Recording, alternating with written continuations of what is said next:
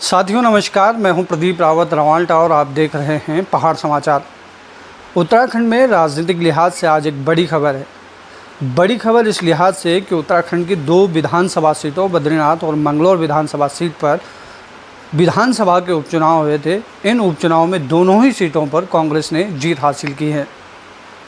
पहले बात करते हैं बद्रीनाथ विधानसभा सीट की, जो खूब चर्चाओं में रही, जहां पिछले 2-3 महीने पहले कांग्रेस के जो विधायक हुआ करते थे राजेंद्र सिंह भंडारी, वो अचानक से लोकसभा चुनाव के बीच भारतीय जनता पार्टी में शामिल हो गए और भारतीय जनता पार्टी ने उनको कांग्रेस के खिलाफ इस उपचुनाव में मैदान में उतारा।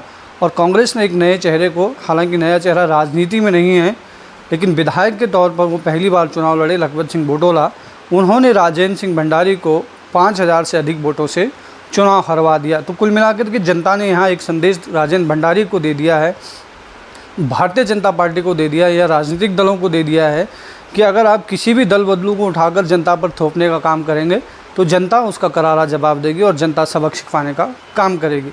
अब मंगलौर विधानसभा की बात करते हैं। हरिद्वार में जो मंगलौर विधानसभा सीट है, हरिद्वार ज़िले में कांग्रेस बहुत मजबूत मानी जाती है। हालांकि लोकसभा सीट चुनाव में कांग्रेस को अपेक्षित परिणाम नहीं मिल पाए, लेकिन विधानसभा की जो विधायकों की संख्या वो कांग्रेस की सबसे ज़्यादा हरिद्वार लोकसभा सीट के अंदर या हरिद्वार ज़िले के अंदर है।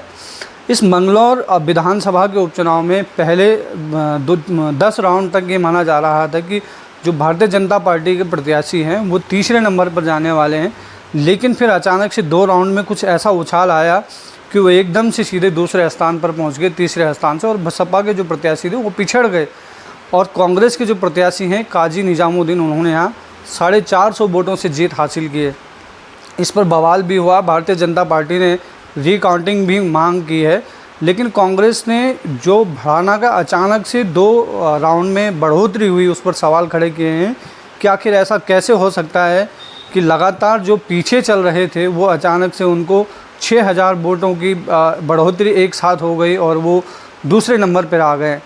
कुल मिलाकर के जो भी हो, इस विधानसभा सीट पर भी जनता ने ये बताया है कि करतार सिंह भड़ाना जो भारतीय जनता पार्टी के प्रत्याशी थे, उनको बाहरी प्रत्याशी कहा जा रहा था, उनको हरियाणा के रहने वाले हैं, उनको जनता पर थोप दिया गया। और कहीं ना कहीं जनता ने यहाँ भी ये संदेश दिया है कि अगर आप किसी को भी ला करके जनता के ऊपर थोप देंगे तो जनता उनको ऐसे ही आराम से सहन करने वाली नहीं है, स्वीकार करने वाली नहीं है।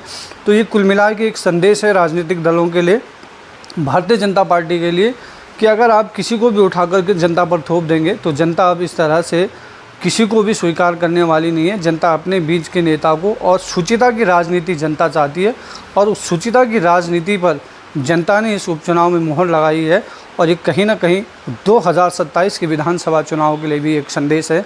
आप देखते रहें पहाड़ समाचार, जल्द मिलेंगे एक नए वीडियो के साथ, तब तक के लिए नमस्कार।